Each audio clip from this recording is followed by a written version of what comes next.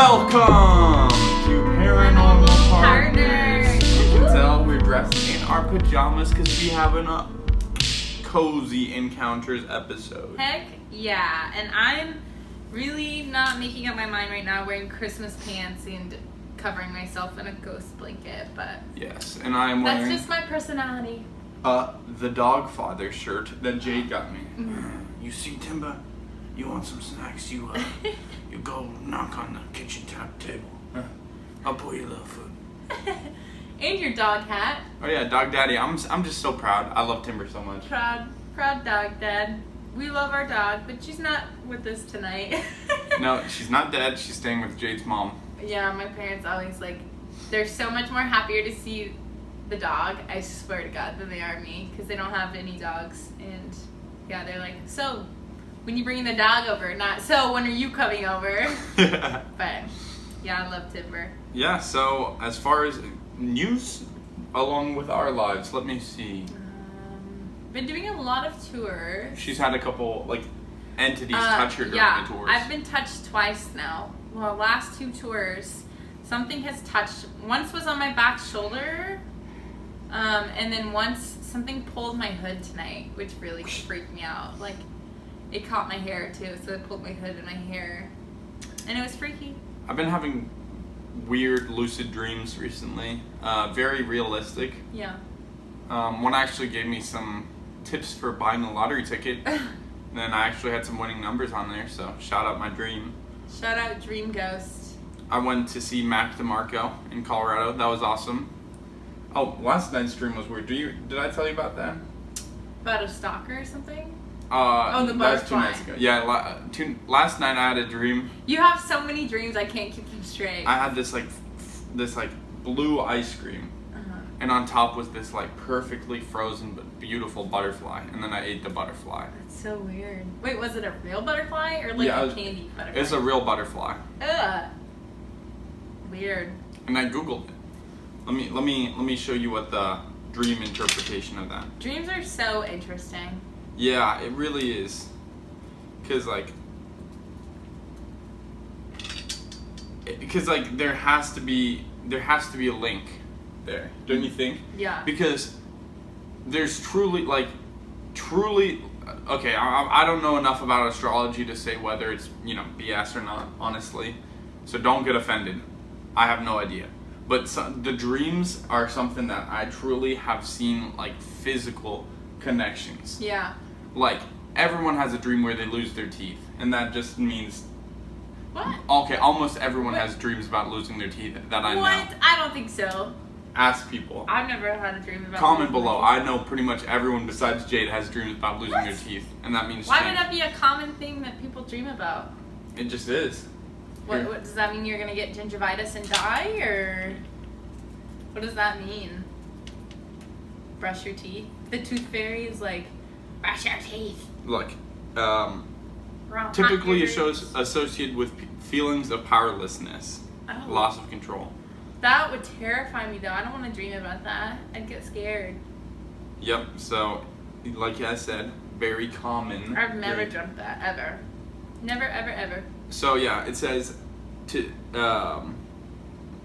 to see that you eat or swallow a butterfly in your dream may indicate that you will reach more luxurious life thanks to your artistic ability. So that was nice. It made me feel. And someone recently commented on the jacket you made for me. My professor actually commented on how talented he was because he made a very pretty design. If you're listening, Professor, thank you. That made my day. I don't think he's listening to us, but. Yeah, well, I really like art. I'm gonna keep pursuing it. I've got something in mind that I want to do. But I also design our merch. If you didn't know that, our logo, our cover photo. Stuff like that. Basically everything artistically related to our podcast. Yep, that's all me. Such an artist. You're so talented. Thank you. Alright, so that's enough blabbling for us. Yeah. I say that word every time, and I don't think it's a word. And I bet everyone's like, what? Blabbling? Blabbling. I think it's babbling. Oh, yeah. I was like, I feel like there's a word there. It's blabbling now, people. I just mess it up every time. I'm so excited to hear the stories that you picked, by the way. They're both actually really similar. Oh, okay. They're both the same kind of encounter. Hey, but, I mean, sticking to a theme today, people have similar, very similar experiences, and there's nothing wrong with that. It's all spooky, all the same. So all right, please, so enlighten us. I think I'll go with this one first. So it's titled "Daughter's Imaginary Friend May Not Be So Imaginary After All." Ooh, spooky. My daughter, Madison, has always had imaginary friends. They were all in pairs. There's Dana and Steve, Frogga and Kinga. What? Dope names. Frogga and Kinga. I wish I was named. You know that's like probably not something she's making up though. If they have like that specific. Like, that sounds like names. kid. That sounds like kid names. Kinga. Yeah, I definitely. No, kid names is like Sally, Bob. No, as a kid, I'll call you Kinga. My webkins were named like Rakoa, Your webkins. Tombi, Wakanda. Wakanda. No. Wakanda. Exactly. I wrote Black Panther at a young age. And boyfriend and girlfriend. See, Dana, Steve, boyfriend and girlfriend. That's definitely kids' names. Frogga and Kinga. I feel She like probably just watched The Frog and the King or whatever it's called, and she's like, "Oh, Frogga and Kinga." Okay, but that's weird to say. Hey, Mom, my imaginary friends are named boyfriend and girlfriend. No, that's normal kid stuff. And no, that kid's seen ghosts. You are ridiculous. No, I'm not. Then one day she told me at around age 3, she's now 15, about Kellum that played with her. I thought it was odd that this imaginary friend was flying solo because everyone else was in duos. Yeah. But I played along and asked if Kellum was her age. She told me that Kellum was in a cage, that he was a grown-up who was tall like her daddy and wore brown pants and a yellow shirt. Interesting. So I still thought we were talking about someone from her imagination, so I didn't dwell on it until one day she started singing a song that I never heard before. Daisy, Daisy, give me your answer, do. I have no idea how it goes. Daisy, Daisy, give me your answer, do. I'm half crazy, all for love of you. What? All for the love of you. Then she'd mumble a few words. Well, I know Daisy, like Daisy, Daisy, up in the morning dew. That's probably now what it is. It's time to rise and shine, up in the morning dew. That's probably what it is. I don't think there's a second verse like that. Then she'd mumble a few words and pick back up. So she's like, I'm half crazy for all the love of you. It's a bicycle built for two. What? Yeah, she just didn't know the words. Okay. And so this went on for a few days, and I assumed she heard it from her babysitter, as she didn't go to daycare, and that's the only person who interacted with her at length outside of immediate family. So I asked the babysitter what the actual lyrics were so I could help her sing it better. The babysitter tells me that she thought my husband and I taught her that song because she didn't know it either. I then asked my daughter where she'd heard that song, and she tells me, Kellum taught it to me. He sings it to his baby. This gave me the creeps, but I thought it best just to chalk it up to everything she'd heard on television rather than face what I was actually thinking. Yeah. Why is it always? It's always creepy when kids like sing songs like nursery rhyme kind of songs like that. Yeah, that is a theme. Like what's the? I mean, it'd be funny to do a horror movie. Ashes, we all fell down. With like a kid singing like the most goofy, least scary song as possible, and they try to pass it off as like scary. I've been popping pillies, man. No. I feel just like a rock star. Like a kid song. Rock star. Like Kids Bop. Yeah. No, like a kid's nursery tale. And try to pass it off as what now? Being like scary. Well, they don't have to. It's just naturally scary. Not if it's too goofy. Have you ever heard a kid sing like "Ring Around the Rosie"? Like kids. That's not goofy. That's just creepy. That's singing about people dying. That's to the Black Plague people. That's really freaking creepy. That's because the song's inherently creepy. Yeah. What about like? Let me search. Ended up, walked up to the Yeah. Duck song. Tell me how that can. It'd be just this one kid, like this girl in a little dress, and she's holding a teddy bear, and she's like, to the lemonade stand. That'd be creepy. Up to the man running the stand. Hey! Bop, bop, bop. Yeah, that's creepy. Nope. Kids can make anything creepy. Change my mind. Nope. So, eventually, Kellum faded away, and she stopped singing the song. She grew out of her imaginary friend phase, and we never brought up Kellum again. Fast forward to about 5 years ago, I'm telling the story to a coworker who recognized the song as an old Nat King Cole tune called Bicycle Built for Two that was popular way back in the early 20th century. That prompted us to start looking on Ancestry.com at my property address history. I started following rabbit holes and found that in the 40s, the Beasley family bought the property adjacent to ours and ran a small dairy farm on it until it was sold in the 90s. The deeded owner at the time it was purchased to in 1941 was Callum Beasley. Callum was the father of 5 children. His youngest died at age 3. Her name was Madeline.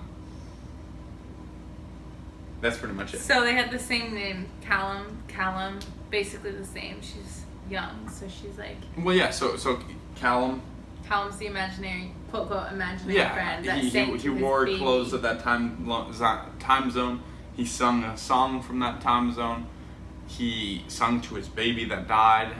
Oh, that's really sad. Yeah. Theory, what if all imaginary friends are ghosts? I think that's a very plausible theory. There's a lot of people that believe that. And I'm one of the people. I think you can tell there's like a difference. Like you can tell a clear difference of when a kid's making it up and when it's like actually maybe there's something. They're seeing something. They're talking to something. Yeah, I know for a fact that Poopsie the dinosaur was real. Like he was a ghost. No doubt. I pretended I had a fish out of water imaginary friend. I didn't actually like had a little Magikarp next to you.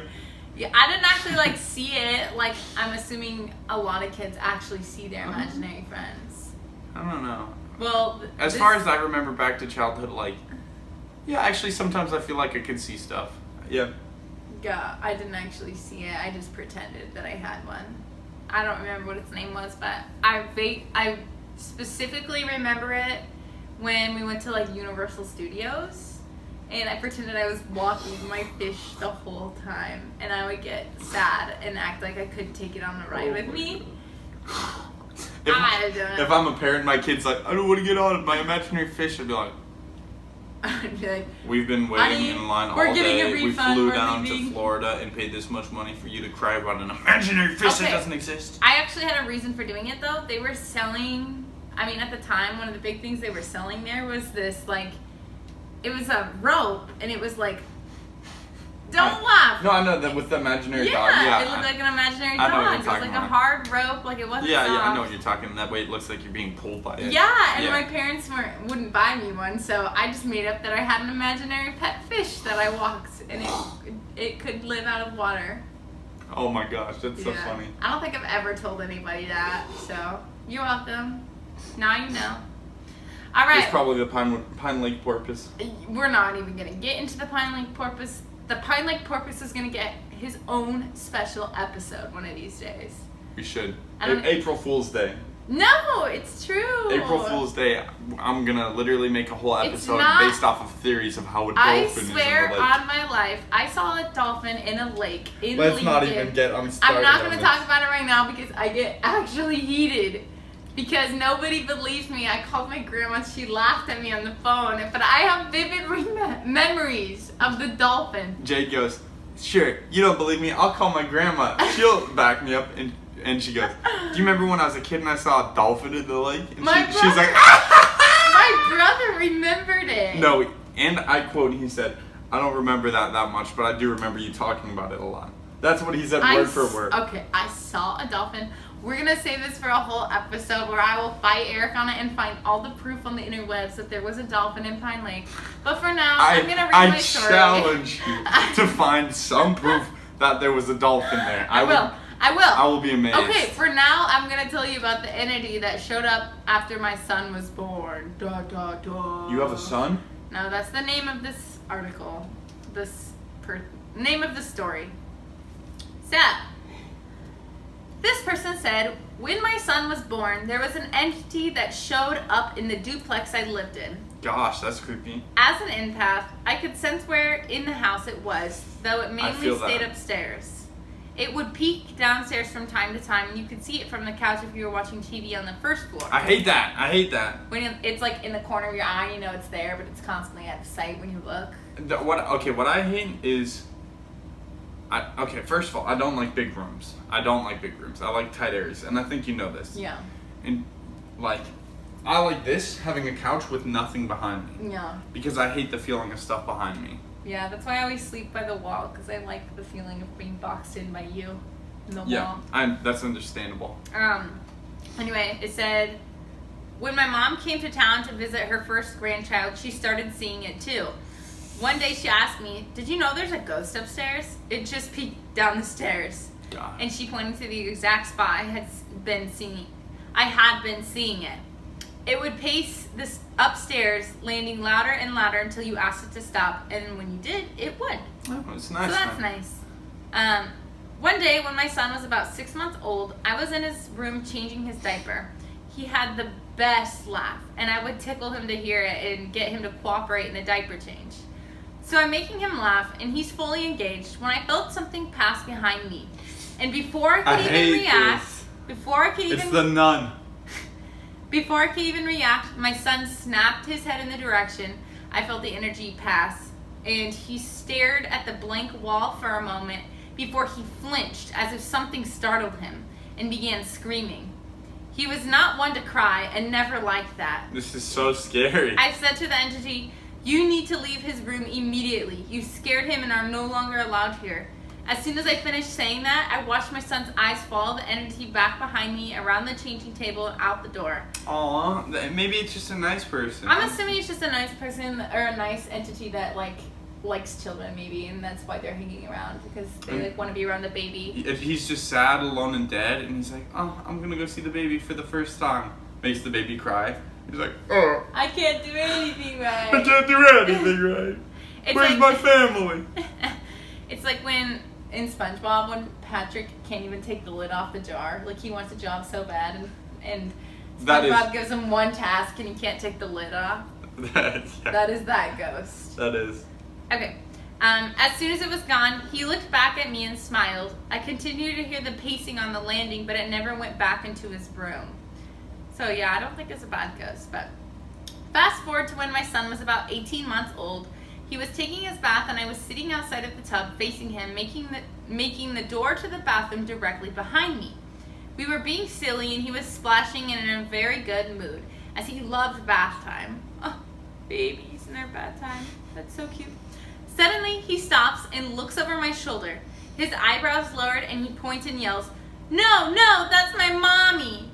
I'm not gonna lie, I've seen and heard a lot in my time, but hearing your child say that with your back turned to whatever he's seeing made me freeze and send chills up my spine. That would be pretty terrifying.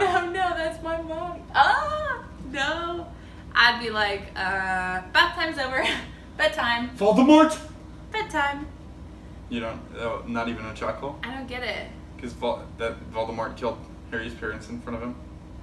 Oh, I get it. Good one. Thanks. No, I'm gonna keep my bad jokes to myself, like you should do. I'm kidding. So he was still scowling after his scolding, and I slowly turned around, wondering what I could defend myself with, as I was scared it was an intruder. I turned around and there was nothing visible there, thankfully and eerily. I don't know what's worse, being relieved that there's nothing there or being like freaked out because there's nothing there. I would way rather have nothing be there, because then at least it's not imminent death. Yeah. About 2 months later, I was napping when my son was, and I've always been a very light sleeper. I woke up feeling like someone was looking at me, and my eyes go to see a man standing on the landing just outside my bedroom doorway. He looked to be in his early 20s and straight out of the late 60s or early 70s with hair and clothing. At first, I was thinking perhaps this was a person that I knew and was trying to place him, but as I realized this was indeed a stranger, I went to sit up so I could run to my bathroom, as it was a Jack and Jill to get to my son, but was unable to do so. What people call sleep paralysis struck me, and I could not move. Oh, yeah. I've never had it before and have never had it since, thankfully. The man said to me with a sad smile, I wasn't always like this. I didn't have to die. And he disappeared. Jeez. I'd be like, I don't either. I don't have to die either. That's Thanks. so creepy. The second he did, it was like something lifted off of me, and I ran through the door into my son to check on him. He was fine, but I could not sleep for days. That is terrifying. That is nightmare fuel. Man, the scariest thing that reminds me of that happened to me is the thing that I saw in Germany. I was just talking about that to my mom tonight. Really? I told her the story. What'd she say? She was freaked out. Yep. She entirely believes that you're definitely sensitive, and so do I. I definitely think you've been open. Have you shared that story on here? I don't know. You should share it if you have it. Yeah, so in my house in Germany, I have a bedroom, and then there's like a little entry room at the other part, and so I had a curtain between the two because I didn't like being able to go to sleep and then just see into the nothingness of the room ahead. I was younger too, but Yeah. I mean it's not really a comforting thing, just because of how my mind would play with me, and also there's like, just to put it in short, bad stuff was going on at the house. Some of the people there were doing like satanic rituals and stuff. Never me. I never got into this stuff. But one night I just woke up, curtain pulled aside, and like it was like this 7-foot man. This is the craziest experience I've ever had in my life though. 7-foot man, looked like a demon, peeks his head around the corner, and he's got like this like high pitched.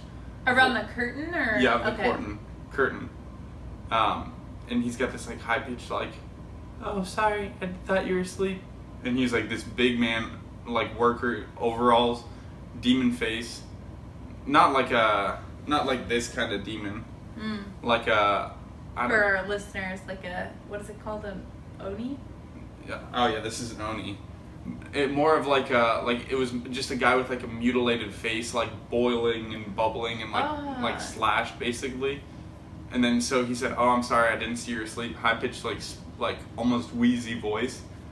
Closed the curtain, and then like went back. And then so I was just like, after that happened, I was like, wake up. And I couldn't wake up. I mean, like I didn't wake up because I realized I was awake.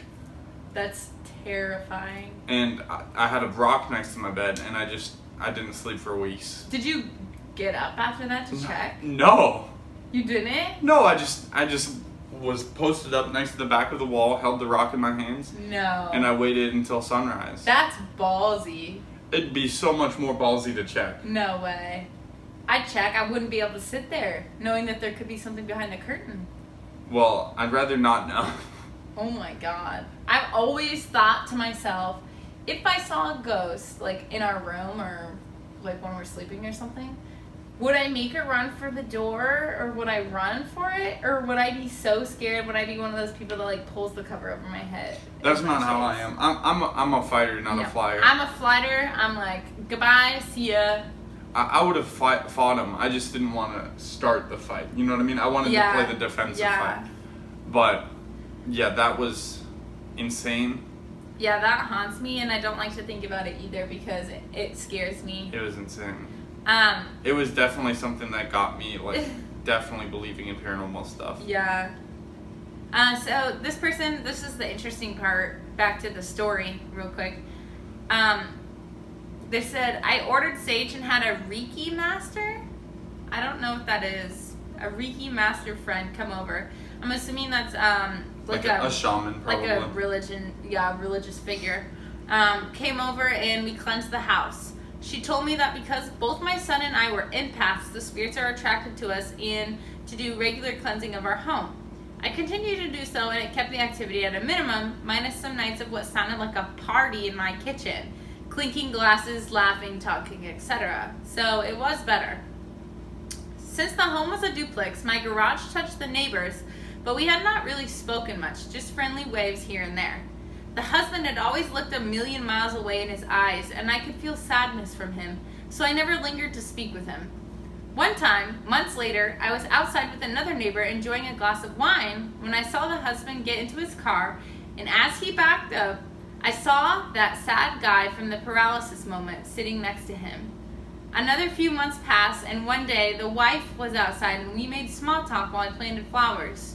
She divulged us that her husband was a Vietnam vet and still suffered from PTSD. Dang. It was then that I realized that the spirit must be a friend from Vietnam. While he never ended up back in my home, I would see him from time to time around the neighbor's yard. Jeez, that's crazy. That's so sad. And, like, terrifying. That and is. I wonder if the neighbor that has PTSD sees him. Jeez. Or, like, is he I mean- suffering from PTSD? Is his ghost friend bringing it upon him? Gosh.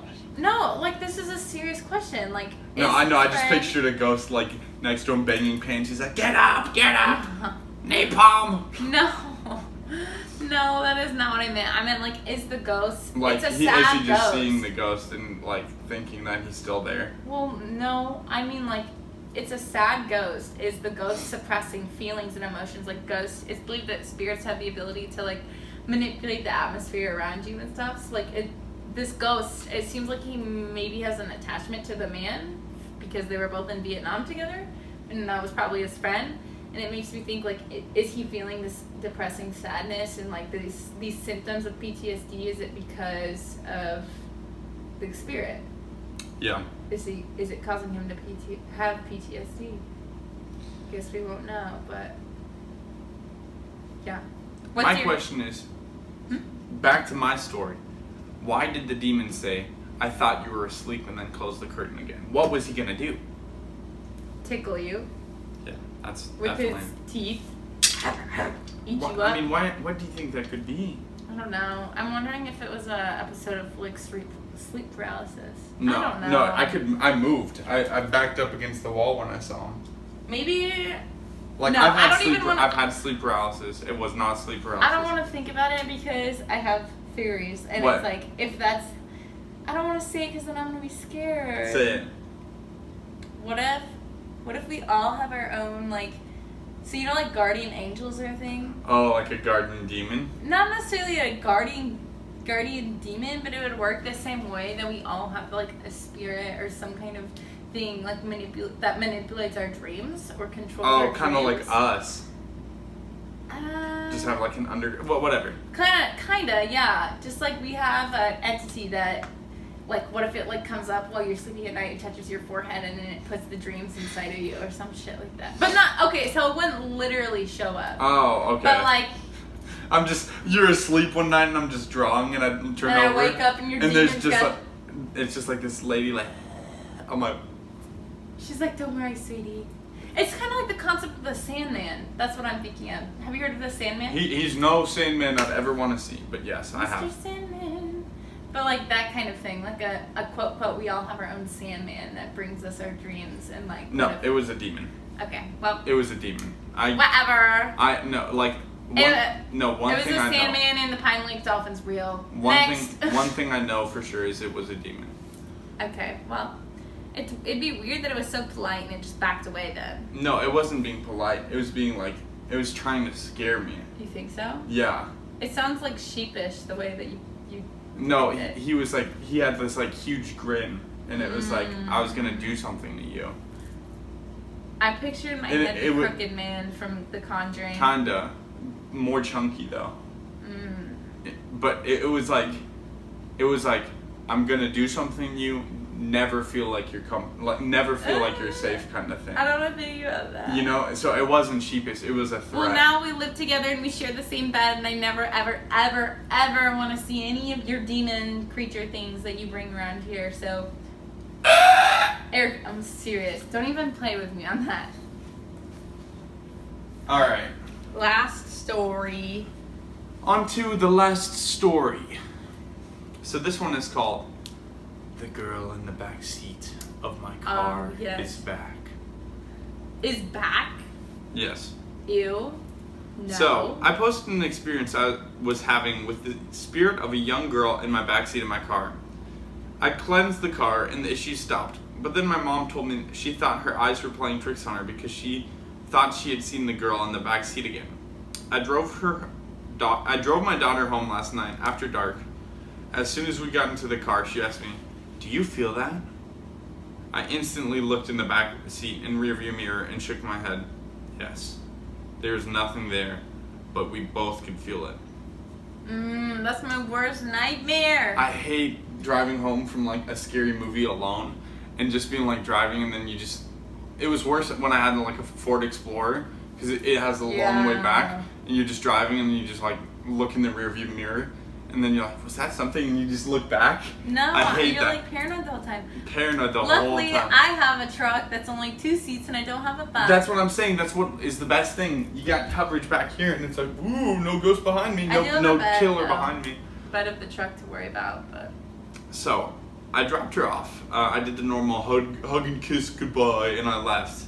I can hear a train off in the distance. No matter how far I traveled away from the tracks in town, I could hear it in my mind in the ding, ding, ding of the railroad crossing lights when the arms come down. Yeah. So I go down a side road called Archer Road to avoid the train that I think I can hear off in the distance. I feel the heavy, dreadful, I'm being watched feeling as I pulled into Archer Road. So I keep glancing into the rear view. I pulled up right alongside the train tracks. There is no train. I drove the long way for nothing. Every now and then, I thought I was catching glances of her grisly silhouette in my rearview mirror. So I'm thinking quietly to myself, is that my eyes playing tricks on me, or is that you again, old friend? Old friend. Yeah. I don't know if I'd call that my friend. I wouldn't want to encourage an entity that's not my friend by calling them my friend. So, and I didn't see her like before. Only glances in the rearview mirror, and then she was gone. Almost like stoplights and car lights around me were messing with my head.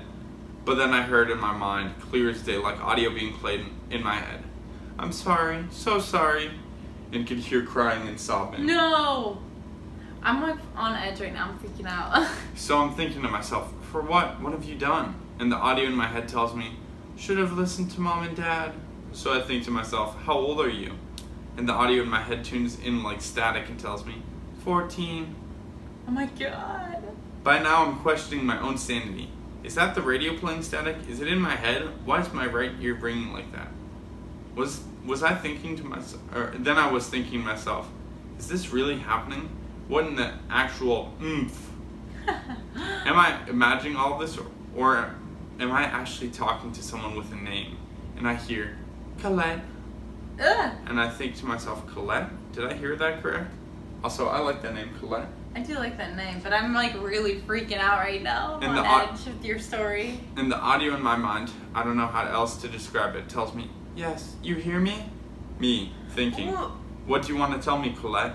No. And I hear almost a child's voice in my head, in my mind, say, I'm gonna kill you, Jade. Oh my god. No, I'm kidding. Eric, that's not funny. Did you see my eyes? Yeah, your eyes. I was like, Eric, I'm actually scared. I just came from a tour tonight and I'm not in no mood. I'm not in no mood. And I hear almost a child's voice in the audio in my mind saying, my mama cries all the time. My dad yells and drinks. Losing me is killing them. They need me right now.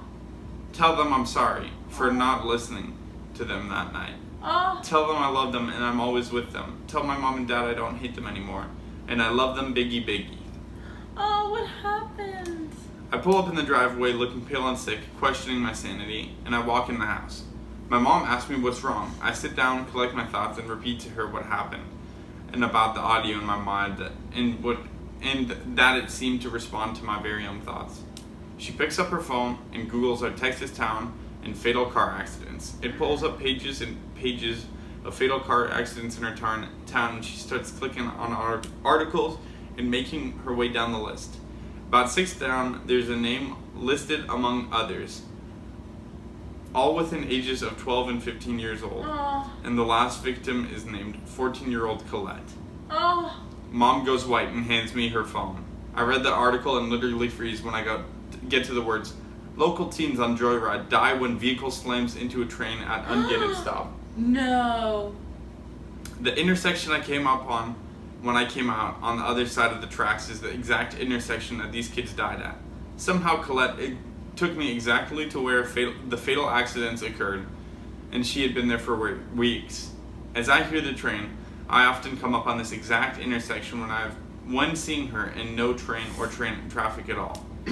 I heard a train while communicating with this girl. I heard it so clear I drove around the tracks in town to avoid it.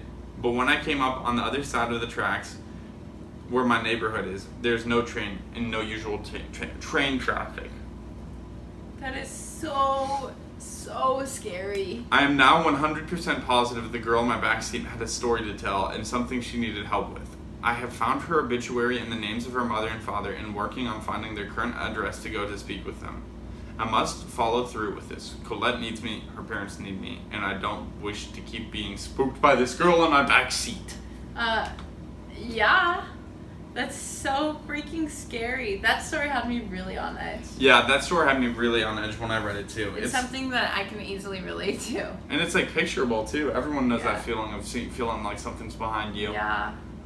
Oh gosh, I've got the picture. No, I literally just saw that. Eric, don't pull that up. Don't open that. Don't. If you guys have listened to our Cursed or items. watched our last video. No, it's been a while. Cursed items. Oh yeah, it wasn't our last one. It's our episode on cursed items. I still had the photo of the anguished man on my desktop. It really creeps me out. Why did you keep that so long? I don't know. I'm messed up for having it there. Delete that. I might set that as my background. I knew you were gonna do that. Set it as your screensaver. Remember that one story I told you on the podcast about the detective whose work photos accidentally got mixed in on his screen? Yeah, I do. His photos from work got mixed in on his screensaver, and he took, because it just flips through his photos. Classic Jerry.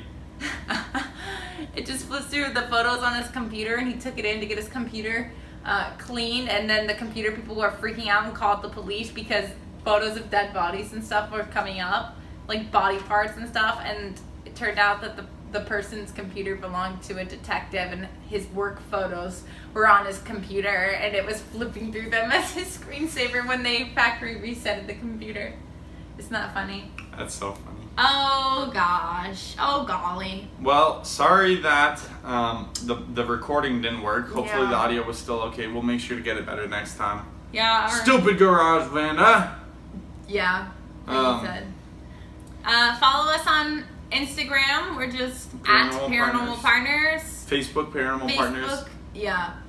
Pretty much everything just Paranormal Partners. Yep. If you're looking Except for us. website is paranormalaf.com. Yes. Paranormalaf.com. And I'm gonna be posting a new article in a haunted location that's really spooky. We have in-depth blog articles about spooky stories. We have merch. Yep. We have what else? We recently did a giveaway, and we're gonna be doing more giveaways. We gave away a signed copy of The Conjuring 2 that was signed by Bonnie Aarons. The Nun. Valak the Nun. That's who she plays. And we want to do more awesome giveaways like that. Congratulations to Gladys. She won the video, the signed video. So congrats. I hope you guys participate in our future ones. Yes. Yeah. And if you have ideas about my dream, I'm always wondering about that. Or I guess it wasn't a dream. I know for a fact it wasn't a dream. Yeah. Don't think it was a dream. It happened. The Pine Lake Dolphin's real. Everyone have a great rest of your day, week, night, whatever. It's not real. Blah blah blah blah blah. It's not real. Bye. Bye.